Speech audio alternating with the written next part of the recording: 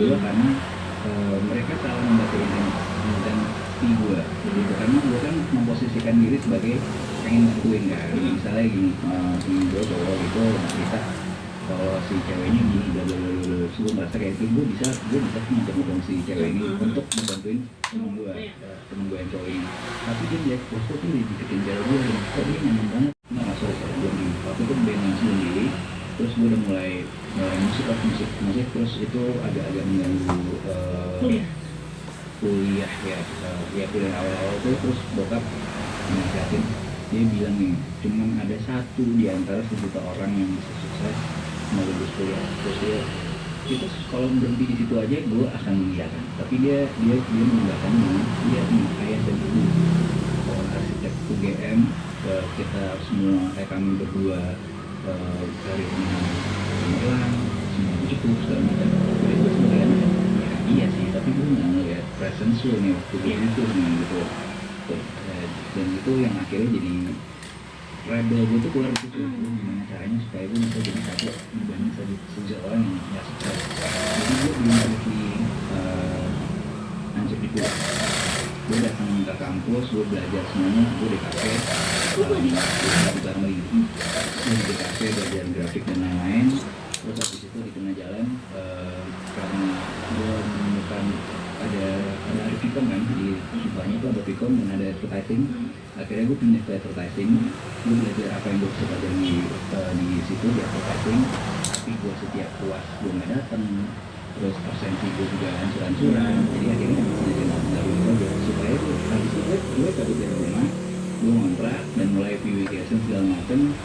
Dan waktu itu 2009 udah tahun kedua, udah merasa settle semuanya. Gue bisa ngasih uang ke rumah, gue bisa hidup dengan uang gue sendiri, gue bisa bersenang-senang segala macam. Dan gue nggak bisa kayak gitu. Gue bilang ya itu satu dibanding problem orang yang ayah bilang nggak bisa. Ya dia kan gitu. Habis itu gue nyesel, tapi gue jadi nggak punya diploma nih. Kan sebenarnya itu tuh kayak penelitian yang nggak perlu, yang harusnya bisa berjalan dua-duanya gitu. Gue belajar, kalau gue bisa mengulang lagi ya pada waktu itu ya gue akan excel ya.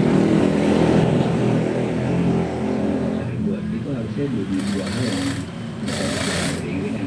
Kalau gue nggak punya ego untuk membuktikan itu bukan gue. Yang harus terjadi juga ya. Iris. Ya.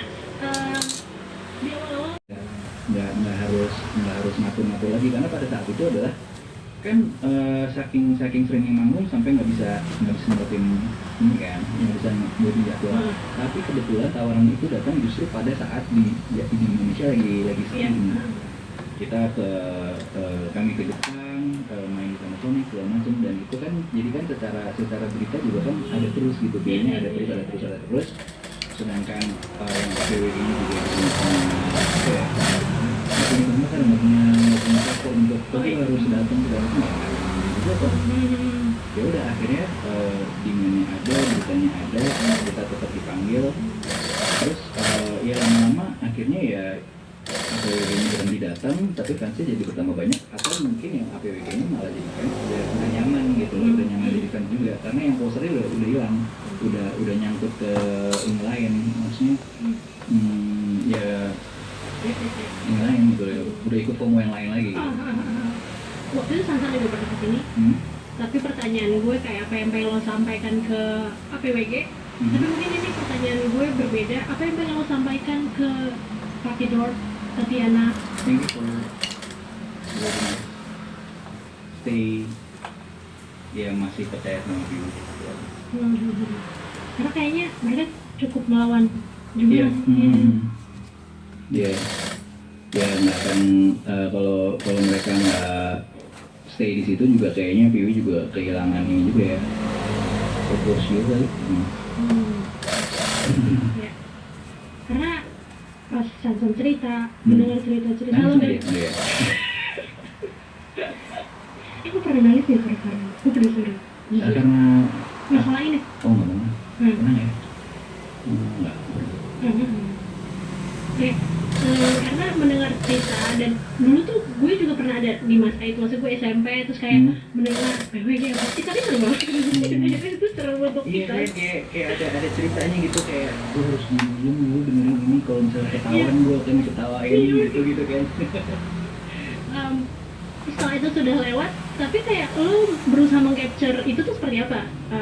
Cok? It was fun, gitu aja sih. Kayak itu sesuatu yang sangat shape my youth.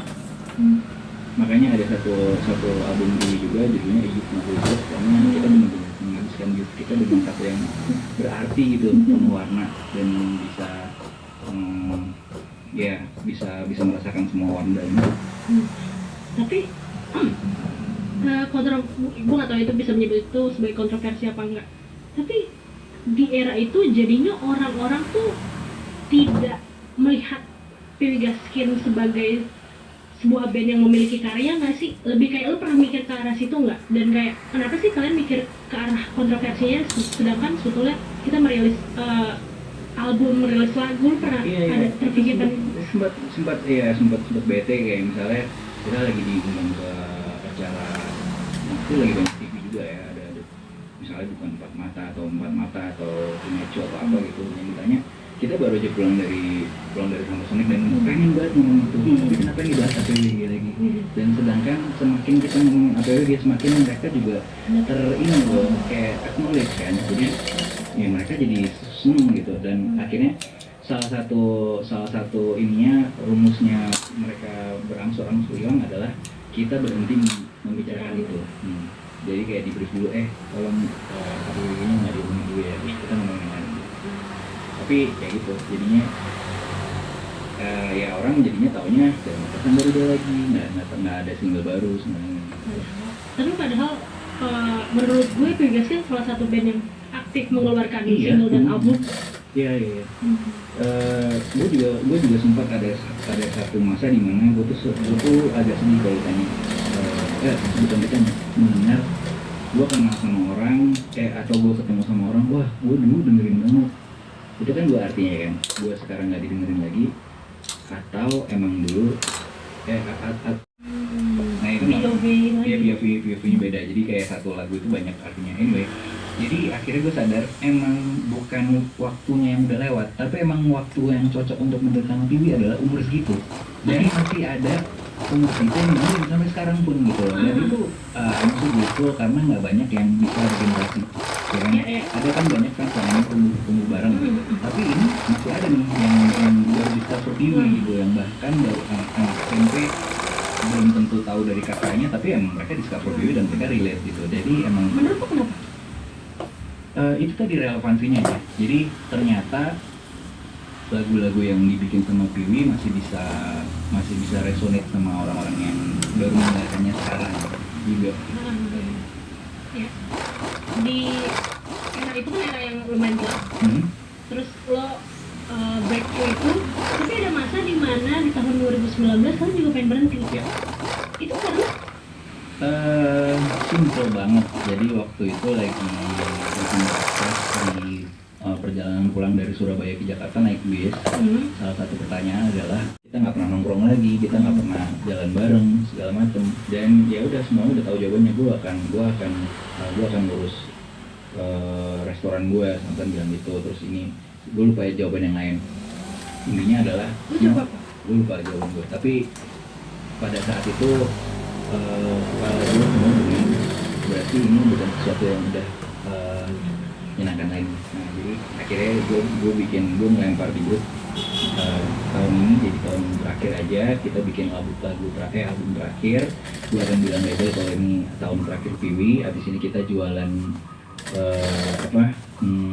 flash show ke IO, ke promotor untuk tabungan, dan kita cari tahu kita figure out aja apa yang kita mau lakuin di hidup ini.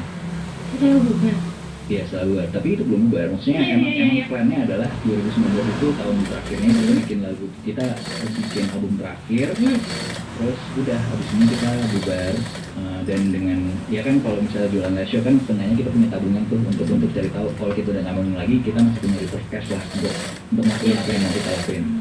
Ini kan ini sebelum kita menyelesaikan album, sebelum kita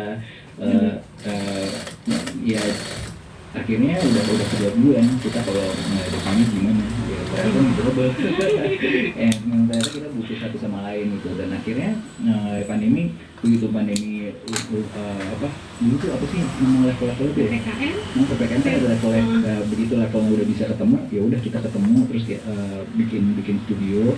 Katanya ada tangis-tangisan yang di dalamnya. Ada sedih banget sih pada saat itu. Dan akhirnya oke, berarti emang kita nggak bisa gitu. Tapi kalau lo lihat lagi tuh pas keputusan yang lumayan cukup selfish nggak sih, Cot? Pas lo ngechat. Iya emang. Itu ada kemarahan gue juga, ada kecewaan gue juga di situ. Karena gue ngerasa kayak you're taking this for granted.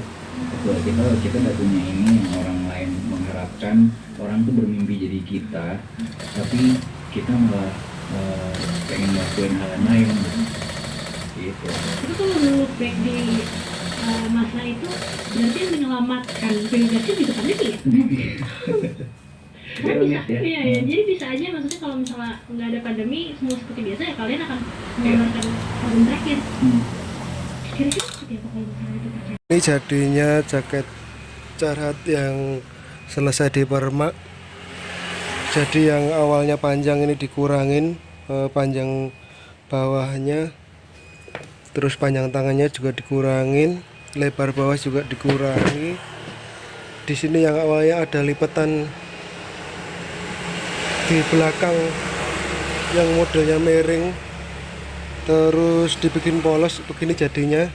Ini nanti bisa dihilangin kalau digosok pakai gosokan uap yang biasa di laundry, itu bisa hilang, bisa flat seperti semula, jadi tidak masalah. Jadi begini tampak jahitannya.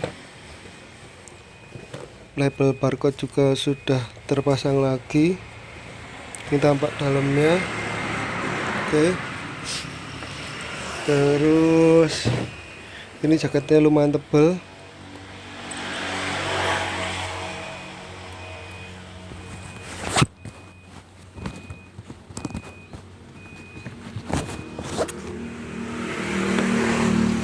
Ini model jahitan puringnya dalam, ini tebal banget, jadi seperti selimut. Jadi kalau mungkin di keadaan dingin dia kuat sekali, nggak terasa dinginnya karena tebal banget.